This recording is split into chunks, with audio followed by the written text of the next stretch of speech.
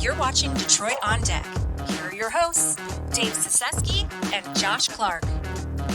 All right, man. So there was something that happened that was funny this past week. We're going to get to that, but let's do our studs and duds first. Josh, I'll do my stud. Give me your stud, and then we'll do our duds here. But I had to give some love from my guy, Cade Cunningham, man. Cade has been absolutely balling. 23 years old, playing point guard. He recorded his sixth triple-double of the season.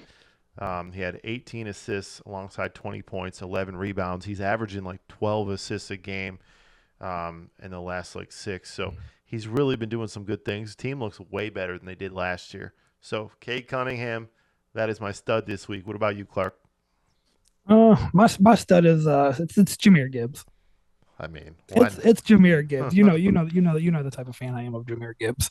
Like I hate to see Monty go down with the injury and potentially be out, for the year, but hopefully get him back in the playoffs. But I've been a big advocate of Jahmyr Gibbs being the guy here in Detroit, and now he finally has that opportunity to show everybody, like, hey, this is what I'm capable of doing if you give me the ball. And I expect this offense to no shade at Monty, but I expect him to be better. Yeah, and he was awesome, especially in the passing game. Didn't really get a chance to run the ball because it was a game script, right? What about your dud?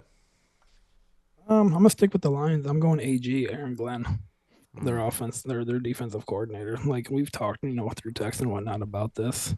I just don't think he really did anything in game to help that defense. Like you stated, they don't have much on defense. I get that, but it's also your job as a coach to know your personnel. It's your job to put these guys in the best possible situations. If a guy isn't performing, get him off the field. You know what I mean? Light a fire on him. Like, hey, you're off the field until you want to show me something. You got to light a fire under these guys who aren't as talented as, say, as Zadarius and Aiden Hutchinson. Things of that nature, because I'm talking about the defensive ends here on the opposite side of Zadarius now.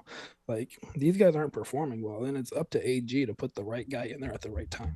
No, for sure. And none of them are performing. So because of that, I'm going to put the blame on AG for that defensive showing and say that he's my dud of the week. So if I gave you, I'm going to give you my dud, but if I said that this dude passed for 4 touchdowns, 6 interceptions. His team won like one game all season. He got hurt, but that was his numbers. You'd be like, okay, he's decent, or he's not very good. So who is this guy? He passed for 53%. Last year passed at 57%. He's just not great numbers. And I told you this dude came out and said he was going to the pros. You'd be like, it's a joke, right? Yeah. All right. So my dud, I mean, this DJ Uyunglele, or what? How do you say this? Yeah, DJ Uyunglele. Uyunglele. DJ what? Like says he's going to go to the pros. I mean, he was absolute garbage this year for Florida State. And, he was supposed to come in there and kind of keep it rolling.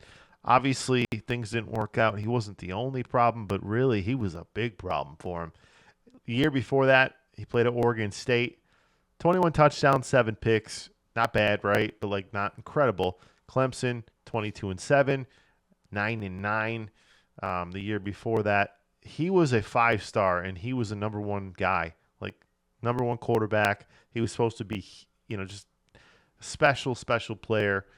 Out of California when he came out, and he's been pretty disappointing in my opinion. I think a lot of people agree with that, but him coming out and saying that he's going to go to the NFL, and yeah, dude, you had no more, you didn't have any more years left, and right, good luck with that. I mean, he's going to be a day 2 guy. Now, maybe even day 3 in my opinion. Yeah, listen, he can run like the wind, right? And he's a big guy, big body, but in my opinion, it feels like one of those things where who was Logan Thomas, man, when he came out of Virginia Tech, right? Okay, but you better put some more weight on and become a tight end or something because I mean, I will say the one thing that DJ has going for him is it seems like the NFL is kind of going away from the pocket passer and more. Oh, no, I agree. To the running quarterbacks. I mean, you look at the top 2 quarterbacks this year. Sure, right.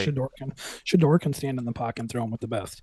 but he's also a big time scrambler. You know what I mean? Like he has speed. Maybe not 4.3, 4.4 speed. 4.5, 4.6 speed. But Which look at is, your guy who's but then got trouble throwing. right, you got Cam Ward as well, who can stand in the pocket. Cam Ward's a good he's also a scrambling quarterback. So right. he does have that working for him. In that sense. I mean, you look at guys like Drew Lock starting right now, terrible passer, but what can he do? What can he do? He can run. Yeah, so he's looking decent. You know what I'm saying? Like so. But here's the thing. Leak, your quarterback throws at like 50%, right? Like we're talking about Richardson, and he's not going to last in the league if he keeps doing that, right? For sure. Yeah, I'm gonna give you one more dud though, if you don't mind. Go ahead. I got to throw some shade on Dusty May. Oh, I really do. I mean, they lost on a 4-point play, man, which wasn't a foul, so that's not on him. Well, I am throwing shade at Dusty May. They're 8-3 on the year. All three of their losses, double-digit leads with under 10 minutes to play. Yeah, you have to put your team in situations to close the ball out. You have two of the best 7-footers in America. Right. What do they do best? They score at the basket really well. So why are we having Donaldson with 8 seconds left in the game shoot a contested three when Golson's underneath the basket with a 6'8" guy on him? Yeah, I mean Donaldson had a good game, but from three, that's not the shot. I mean, and they were in the They were in the bonus. They were shooting, I think, 75% from the line last night. You got to get to the cup. Well, get it to Wolf, in my opinion, right? Dusty May. Don't get me wrong. I love Dusty May. I love the hire. I love everything about this hire. I love the recruiting, everything. But in the 3 losses this year, like he's got to get some blame here. 3 double-digit leads that you've lost. But you can't. You're not putting your team in situations to win. Like you got to figure out your rotation when it comes to closing. You can't lose to Oklahoma. I mean, I'm sorry. Like I know they were 10-0, but like they played nobody. You can't lose to Coach Carter's son. That guy does look like Coach Carter's son. I went back and watched the Wake Forest game, or not the whole game, but like the last 5 minutes or so of it. I went back and watched the game where they lost to Arkansas. And last night, 3 different closing lineups. You can't have that. No. You can't have that. You got to find a closing lineup that works for you. Let's talk about something that doesn't work for us or for these guys. How about our top 5 athletes? I mean, dudes that were maybe expected to be something and they weren't anything. And I say this because, our guy DJ, I can't say his name, Uyunglele. That's close, right? We're gonna do our we're just gonna give 5, okay? It doesn't have to really be in any order. Let's just start. I'm gonna give you one right now, okay? Yep. And like I said, no order, just 5 guys. Greg Oden, for me, he looked like he was 80, and played like he was 80 because his knees. I mean, I hate it for him because he was gonna be something special. And I've heard stories about him where, it was just kind of heartbreaking, man. Like he had a lot of talent. I believe he played with Conley, didn't he? Who? Didn't he play with Conley? At Ohio State, yeah. That's what I thought. It was around those same year. National championship game lost to Florida. I mean, he had flashes, right, of being a dominant player. But, man, Portland's been, they've been cursed. Brandon Roy and then – Greg Oden, if they didn't get hurt, who knows? I got another trailblazer on my list. Go ahead, man. Give me one. So I'm going to add to Greg Oden right quick. Like, to me, Greg Oden, he's the most dominant guy I've ever seen on a basketball court since Shaquille O'Neal. Yeah, I mean, in the post, of course. In the post, this guy was going to be an animal. He single-handedly could have took Portland to an NBA championship, in my opinion, if he would have stayed healthy. 20 and 15, I mean, without trying.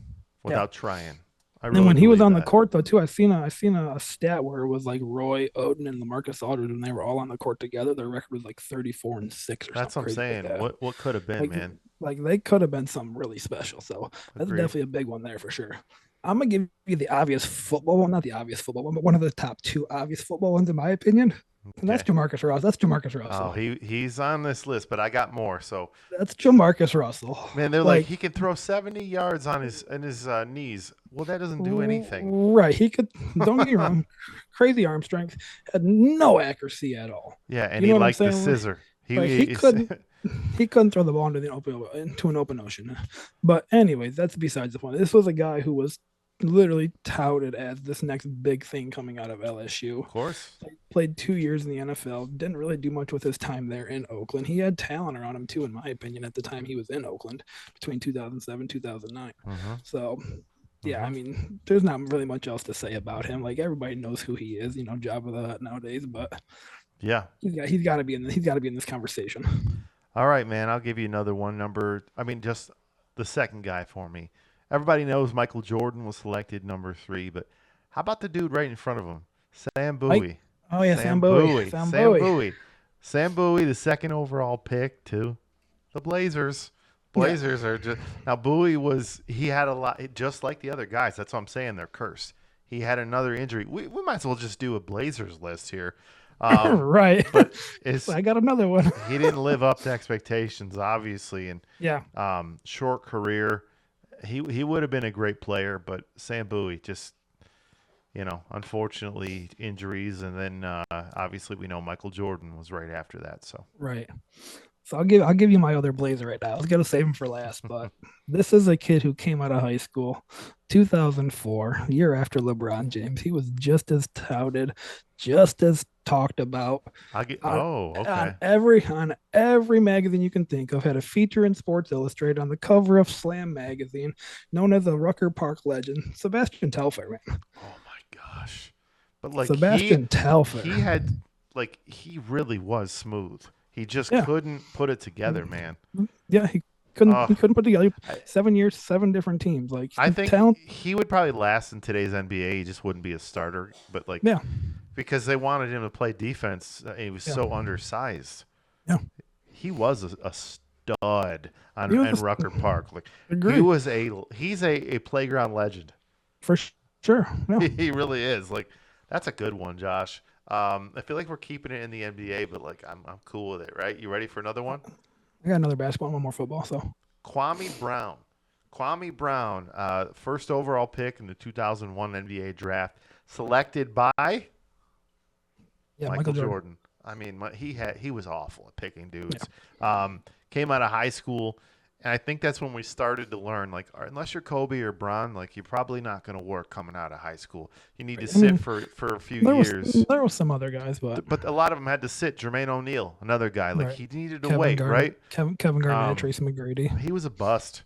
I mean, there was guys in that draft: Paul Gasol, Tony Parker, and Kwame was just awful. If he was if he gave anything to that Wizards team, they could have done some things, right? Because Mike was carrying them. Right, for sure. All right, man. That was 3 for me. Go ahead.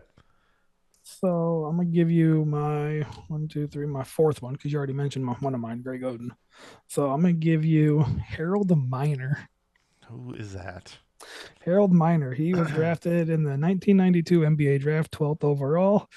He only played 4 years in the league, but this dude coming out of college was literally touted by his peers as Baby Jordan.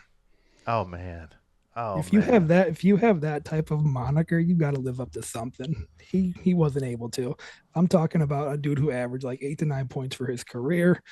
He just couldn't live up to that, that Baby Jordan title. So because of that, you got to be on this list of one of the biggest busts in sports history.